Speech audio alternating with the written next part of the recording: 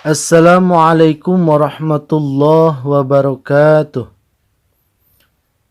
Teman-teman sekalian, pada video kali ini saya akan membahas mengenai mim mati.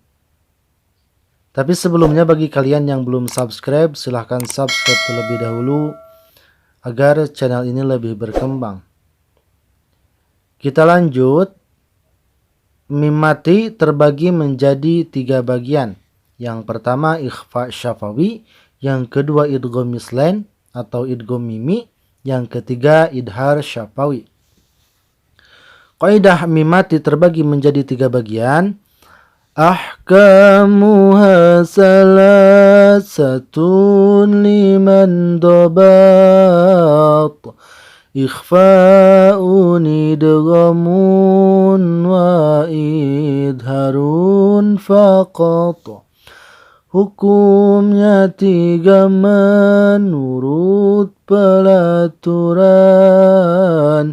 Ikhfa, idgham, idhar menjadi bagian. Pembahasan pertama yaitu mengenai ikhfa syafawi. Artinya ikhfa syafawi adalah menyamarkan huruf yang keluar dari bibir. Ikhfa syafawi yaitu apabila huruf mim mati bertemu dengan huruf ikhfa syafawi, maka cara membacanya harus memakai gunnah dengan panjang 2 harokat. Perlu diingat bahwa ikhfa syafawi hanya terjadi jika memenuhi syarat sebagai berikut. Yang pertama, apabila huruf ba berada setelah huruf mim mati. Yang kedua, terjadi di antara 2 kalimat. Yang ketiga, terjadinya proses gunnah. Oleh karena itu, berdasarkan penjelasan di atas bahwa huruf ikhfa syafawi hanya ada 1, yaitu huruf ba. Dinamakan syafawi karena hukum ikhfa terjadi pada huruf yang keluar dari syafatain. Sehingga pengucapannya pun lebih mengutamakan bibir. Cara membaca ikhfa syafawi adalah dengan suara yang samar antara mim dan ba pada bibir, kemudian ditahan kira-kira 2 harokat serta mengeluarkan suara ikhfa dari hidung. Contoh ikhfa syafawi, fahkum bainahum. Yang menjadi contoh adalah mim mati bertemu dengan huruf ba. Itu disebut dengan ikhfa syafawi. Fahkum bainahum. Yang kedua, tarmihim bihijarah. Yang menjadi contoh mim mati bertemu dengan huruf ba. Contoh berikutnya, hum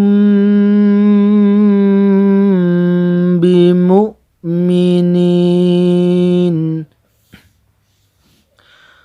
Kaidah yang pertama yaitu mengenai ikhfa syafawi di urutan yang pertama. Fal awalul ikhfa'u qabla al-ba'i wasamihi syafi'a lil qura'i. Yang pertama ikhfa sebelum huruf ba, namanya ikhfa syafawi, harus bisa. Pembahasan yang kedua yaitu mengenai idgham mislen. Sering juga disebut dengan idgham mimi atau idgham mutamasilen. Dinamakan idgham mimi karena dalam proses idghamnya huruf mim dimasukkan kepada huruf mim, atau dalam artian sama hurufnya antara mudgham dan mudgham fih, yaitu antara yang masuk dan huruf yang dimasuki itu sama. Disebut mutamatsilen karena huruf yang saling berhadapan itu sama antara makhraj dan sifatnya. Selanjutnya, pengertian idgham mimi ialah ramjul mimil ula fil mimis tsaniyah bihaitsu yasirani miman wahidatan musyaddadan tasdidan naqisan liwujudil gunnah.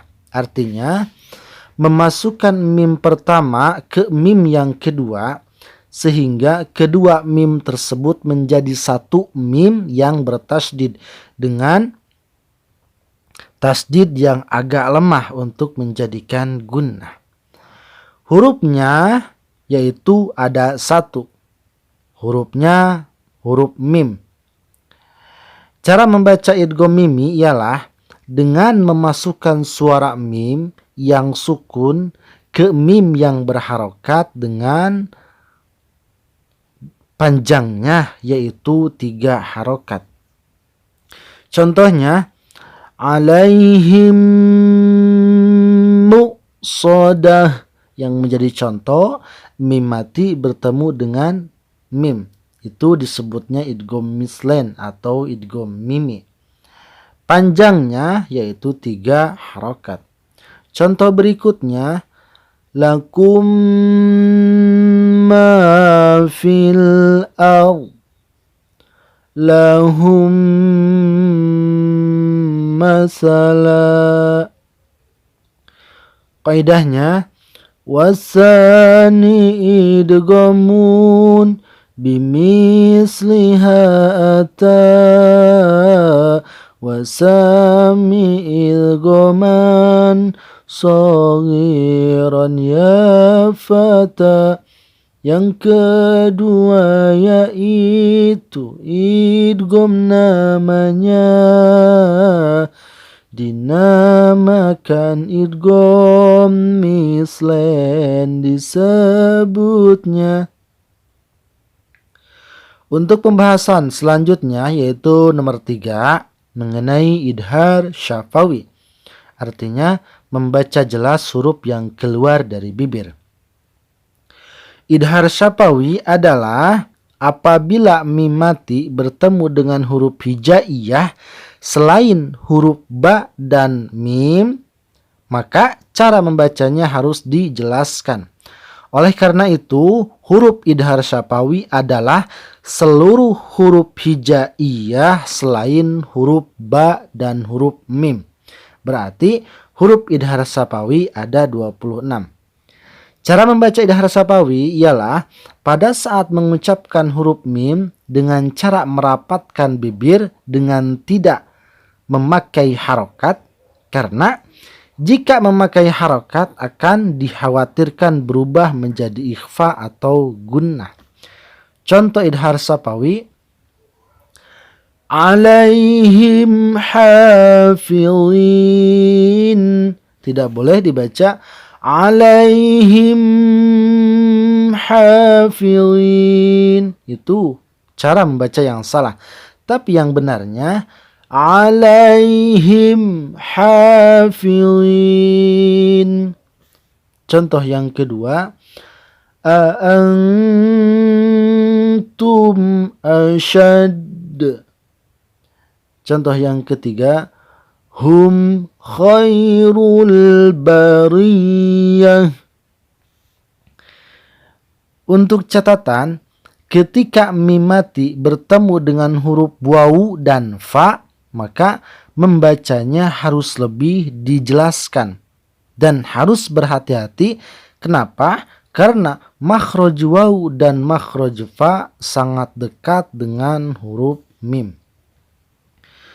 Qaidah idhar syafawi, wasalisul izharu fil baqiyah min ahrufi wasammiha syafiyah. Yang ketiga yaitu idhar namanya dinamakan syafawi huruf sisanya. واحذر لدى ووين وفاء تختفي لقربها والاتحاد fa'rifi. Waspadalah dengan huruf waw dan fa, karena dekatnya makhraj keduanya. Para pendengar sekalian, untuk pembahasan mengenai mim mati kiranya dicukupkan sekian. Mohon maaf apabila penjelasannya tidak sesuai dengan apa yang kalian harapkan. Dari saya dicukupkan sekian. Wabillahi taufiq wal hidayah. Wassalamualaikum warahmatullahi wabarakatuh.